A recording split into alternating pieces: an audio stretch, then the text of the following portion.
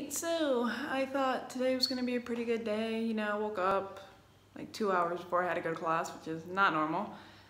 Gonna make breakfast, you know, have some coffee, because you know, my friend made some espresso and I have some in my fridge. Unfortunately, I put it in a glass jar and I dropped it. I feel like this is a pretty bad omen for today. Hello everyone, this is Danny, and today I will be talking about things that you will be asked to do as a foreign English teacher in China. I've talked to some other teachers. They typically have these same things they've been asked to do. Now this is mainly for high school teachers. I know primary school teachers usually get asked to do extra things as well, but I'm not exactly sure what those are. First thing, the main thing you'll be asked to do is teach, because that's why you were hired in the first place. So who you teach and how you teach is dependent on your school. Most people end up teaching everyone in their grade, or they might do a mix of multiple grades. But typically, I would say you have maybe 12 to 20 classes a week. Grades for this depends on your school. I personally don't have to give grades because my class doesn't matter that much. I know other people who have had to give grades. You can't actually give a failing grade in high school because high school grades don't matter all that much. And also you're a foreign teacher, you're not one of the Chinese teachers, so your class doesn't matter as much, essentially. The second thing you might be asked to do is tutor. Now, tutoring takes many different forms. You can be asked to tutor one kid, or you can be asked to tutor many. This depends. Technically, I don't think you're supposed to be tutoring at all, because there's more laws and stuff like that.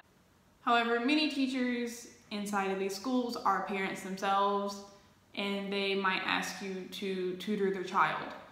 I don't think this is necessarily an issue because you're not, you know, going around with like flyers saying, I'll tutor your kid, I'll tutor your kid. You're essentially just saying yes to an offer from a colleague, and that's essentially, I would say, okay to do because they're not going to parade you around most of the time. They'll usually ask you and it'll stay quite hush-hush. You could also be asked to tutor your own students.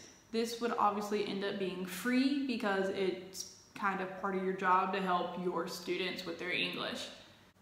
I've also been asked to tutor the other students in my school, like third years. There are students who are technically not Chinese citizens because they were born somewhere else. So they don't take the Gaokao exams. They have to do the foreigner entrance when they go to university. So part of that most of the time is an English interview.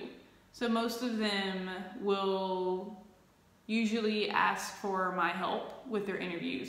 And that usually happens at like the end of the second term, which is okay with me. However, it takes quite a bit of time. Now with tutoring, you don't have to say yes. You can say no to your colleagues. You wouldn't say directly, straight up, I don't like kids, I don't want to tutor a kid. Better way to say it is, I don't have a lot of free time and things like that.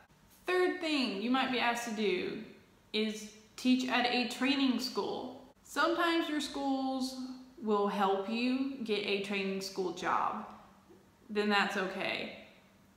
But other times, training schools will approach you, and technically this is illegal for you to do. If your school finds out and they're not okay with it, they can actually fire you. So I'd be a little iffy on training schools myself, but if you need the money, you can do it. And especially if your school takes you to the training school and introduces you there, I would say it's not an issue at all. Fourth thing you might be asked to help students with is speeches. Speech competitions happen every year here, and I think there's like 2 or 3 I have helped with, because mainly the students don't have a lot of times for clubs and things like that. So a lot of the things that they put on the resume for college is like competitions that they participate in, and it looks really good for the schools if they have a lot of kids who pass these competitions. So schools generally want to have their students in it and win. Depending on your school, there are some that are lower level that just don't care. Now this speech help can be simply from reading speeches, listening to the students give the speech, or even giving extra lessons. The extra lessons will contain anything necessary. I know that's quite obvious, but it generally depends. There was one really big competition here where the students got to go to Europe, and it was really about Germany, so the students needed to study Germany and need to be able to pronounce the names and things like that. So my colleague and I, mainly my colleague, did most of the work. I'm not even gonna lie, I was probably like 10% of this. Ended up doing the lessons on Germany, and those, I think we did like 4 lessons in all.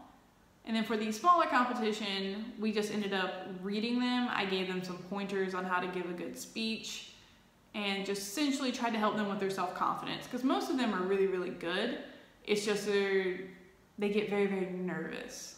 I really wanted to get a video out this week. I know I didn't do one last week, and I'm very sorry about that. But yeah, I'm just been very busy because I had the extra speech lessons. So I did not have a lot of free time. So in ending, sometimes it's really annoying to like always be an English teacher, because your school will like ask you to do multiple things outside, to meet with people, to tutor, to help with speeches, and then people on the street will just probably either randomly talk to you in English, which I'm relatively okay with, but sometimes it's just like, I'm not an English teacher right now, I'm not being paid, please go away.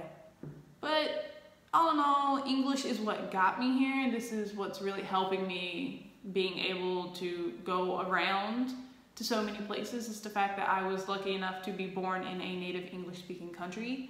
So I have to like rein back the annoyance.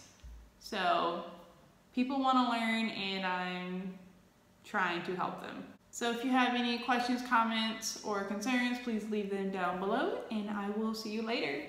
Bye-bye.